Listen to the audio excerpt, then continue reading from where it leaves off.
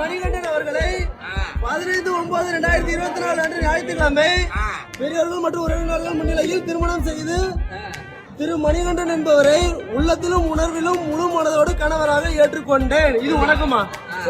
இதன் அடிப்படையில் எனது கணவரின் நண்பர்களுக்கு பொன்மலர் என்னும் நான் எழுதி கொடுக்கும் உறுதி பத்திரம். நிபந்தனை எண் 1.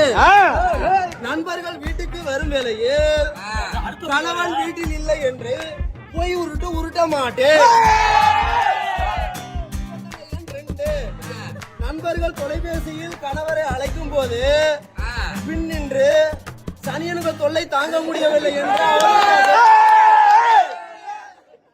நிபந்தனை எண் 3. திருமணம் முடிந்தவுடன் எனது கணவரின் நண்பர்களின் உறவுகளை துண்டிக்க மாட்டேன். நிபந்தனை எண் 4. நண்பர்கள் தொலைபேசியில் அழைக்கும் போது கணவர் யார் அழைக்கிறார் என்று கேட்டால் சனியன் போன் பண்ணுது, தெண்டசோறு போன் பண்றது என்று இழிவாக கூற மாட்டேன் என்று உளமாற உறுதி மொழிகிறேன். இப்படிக்கு தாயே. அடுத்து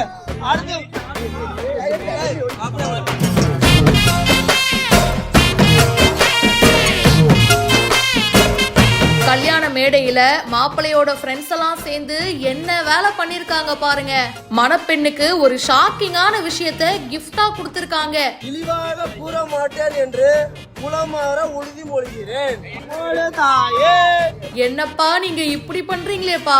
இந்த கப்பலுக்கு கல்யாணம் ஆயிருக்கு. அவங்கள வாழ்த்துறதுக்கு நிறைய பேர் வந்திருக்காங்க. மாப்பிள்ளையோட ஃப்ரெண்ட்ஸும் தான் கும்பலா வந்து மணப்பெண்ணுக்காக ஒரு விஷயம் பண்ணிருக்காங்க. ஒரு பத்திரத்தை எடுத்துட்டு வந்திருக்காங்க. இங்க பாருங்க, இதுல வந்து நாங்க சில ரூல்ஸ் எல்லாம் எழுதி இருக்கோம். அதெல்லாம் வந்து நீங்க அக்செப்ட் பண்ணிக்கணும். நீங்க ஓகே பண்ணி இப்பவே நீங்க சைன் போட்டு இந்த டாக்குமெண்ட்ல எங்களுக்கு கொடுக்கணும். அப்பதாங்க நாங்க நம்புவோன்னு மாப்பிள்ளையோட ஃப்ரெண்ட்ஸ் எல்லாம் சேர்ந்து கலாய்க்க ஆரம்பிச்சுட்டாங்க. சரி ஜாலிக்கு பேசுறாங்கன்னு பார்த்தா உண்மையிலேயே அந்த பத்திரத்துல கையெழுத்து வாங்கிட்டாங்கப்பா. இந்த மாதிரி உங்களுக்கு கல்யாணம் நடந்திருக்கு.